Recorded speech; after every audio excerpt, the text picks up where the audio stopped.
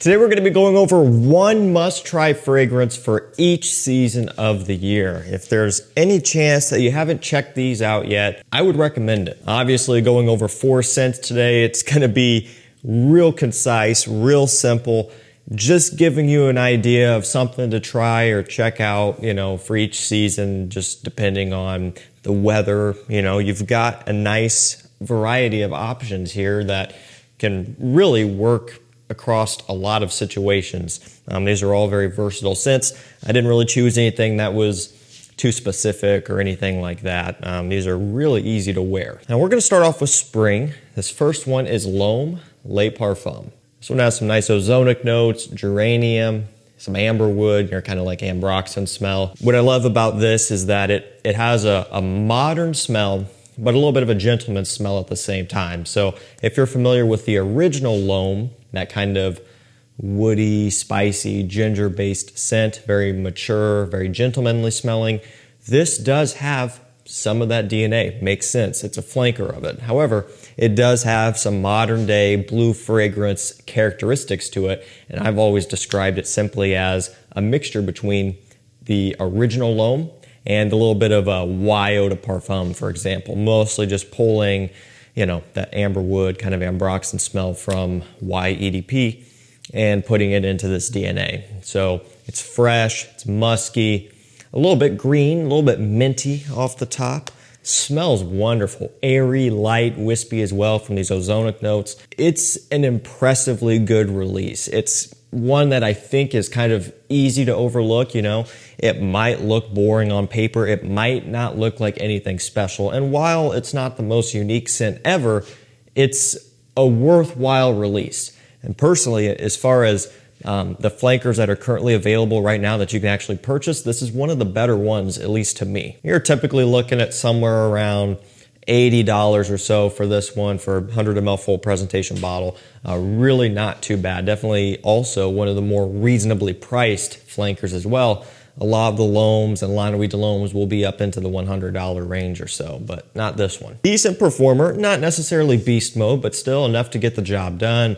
Wearable, versatile, great compliment getter. There's a lot to like about L'Homme Le Parfum. Okay, let's go to summer up next. There are so many things that I could have put here for this one summer scent that I think you should try if you haven't yet. And, obviously there are ones that stand out. You've got Invictus Aqua, Rosassi Howis, Profondo, Dior Homme Cologne, and just a lot to choose from, right? And those are all favorites of mine. But I wanted to go for something that maybe you've overlooked, partly because it is expensive, partly because it's not quite as popular as some of the others from this brand. It is Parfums de Marly Greenly, okay? So has a wonderful green apple accord. It's got oak moss as well, kind of giving it this earthy, musky kind of green smell, all right? It's a wonderful release. Sour, fruity off the opening, musky, woody, strong, masculine in the mid and dry down. It's also something different. It's not your usual type of summer scent, something like Sedley, which I love, or Percival or something. Those are a little bit more traditionally summer oriented, especially Sedley, just very bright, minty, fresh. This one's different, kind of a little bit more woody, a little bit more going on with this one, but still very much a summer scent. I find this stuff to be very wearable. I find it to be one that I just reach for a lot in the summertime. It's one that, I don't know, I get a lot of enjoyment out of. Now, of course, you're paying up for it. It's a PDM, and you guys know the drill with how these are discounters. But when there's another sale running, definitely recommend picking it up. And there are clones out there on the market as well. So if you have this in the budget, go for it. Pick up a clone if not. But I just think it's worth getting this smell or this DNA into your collection for summertime. If you haven't checked it out yet, I would recommend it, especially with all the other summer scents that you see brought up a lot. This is something that's a bit different, kind of goes against the grain a little bit. Okay, let's go over to fall up next. Fall is a great time of year for fragrances, right? Because you can start getting out of your fresher ones that you've been wearing,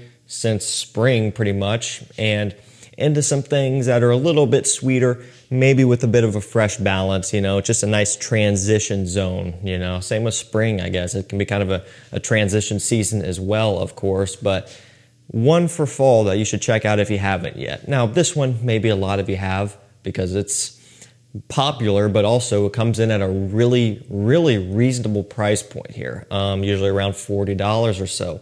It's Rocus Mustache. It's the EDP version. This is the one to get right here. It has vanilla, pink pepper, benzoin, smells great, and you guys know why it's popular. It gets compared pretty heavily to Tuxedo by YSL, which is, you know, 200, well, actually, I think it retails for a little over 300 now, 330 or something. Could have sworn at one point it was retailing for 250. Either way, expensive stuff, right? And again, this one's obviously 40-ish, sometimes maybe even into the mid to upper 30s, depending on where you're shopping, but very affordable and gets you close. To me, this is not like an exact match, so to speak. There are some clones out there that do get closer to YSL Tuxedo, but what I like about this one is the fact that it is actually a little bit different, you know, kind of does its own thing, not using the patchouli nearly as much like in YSL Tuxedo. Instead focuses heavily on that vanilla, the benzoin, and a nice pink pepper note to give you the spices that you get in Tuxedo. So you've got some variations there. Still definitely taking a page out of that book, but with their own little twist. It's smooth, it's spicy, it's warm, inviting. Again, it smells really, really good. Very high quality scent, very high quality bottle presentation, super heavy glass. Great performer as well. You know, it doesn't smell like and doesn't present itself like a $40 scent. Now, of course, retail price is going to be a different story. I don't even know what it retails for, but, you know, it's going to be more than what it is on discounters. But, you know, at 40 bucks, it's pretty much a no-brainer. And it smells like something that I would easily pay, you know, $70 or $80 for. It's that good a quality, uniqueness, performance, compliment factor to where it would be worth it to me at that price point. I wouldn't be paying hundreds for it because then you're just kind of getting closer to Tuxedo and you've got other options. But at this price point, it's a no-brainer steal. And we're gonna finish this video off with our one winter scent that you should consider checking out. Now, this one is gonna be a flanker, of course. The original of this is pretty popular, but this flanker, not so much. Tom Ford Noir Extreme Parfum. I think it's a fantastic flanker. Boy, that's a fingerprint magnet. Let's clean that off a little bit. Maybe that'll help. What I like about this is the leather, okay? It has leather, whereas the original does not. It gives it more of a masculine smell, gives it a stronger smell. Instead of just being straight up sweet and gourmand and that's it, it has a bit more of a ruggedness to it, just from that leather accord in here.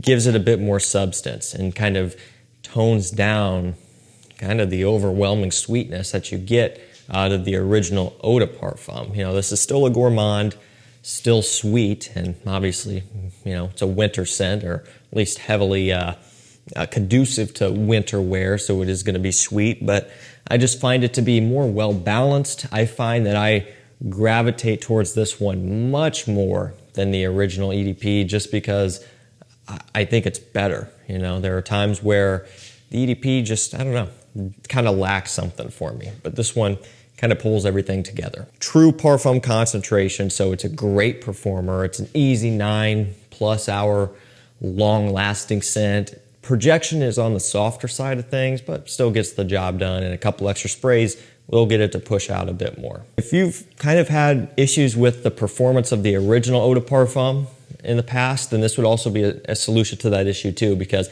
I've seen that before and I've experienced that. You're paying a lot of money for a Noir Extreme EDP and you're getting something that doesn't really last that long, and it feels like it's not really worth the money, especially wintertime. You know, the cold air already can make it harder for things to perform, but this one again fixes that. And so I think, yeah, it's a little bit more money up front, but I think that extra amount more than pays for itself in the long run, because at least for me, I get a product that I use more, you know, and even if I paid a little bit more for it, I'm wearing it more, I'm enjoying it more, and it's not just sitting there going to waste. So again, their personal preference, but if you're looking for Noir Extreme, personally, I would spend the money and I would get this Parfum version. It smells really, really good.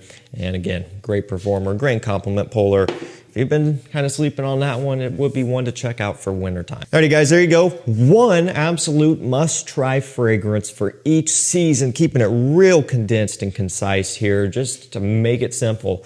There are a few of these that are maybe easy to overlook for one reason or another.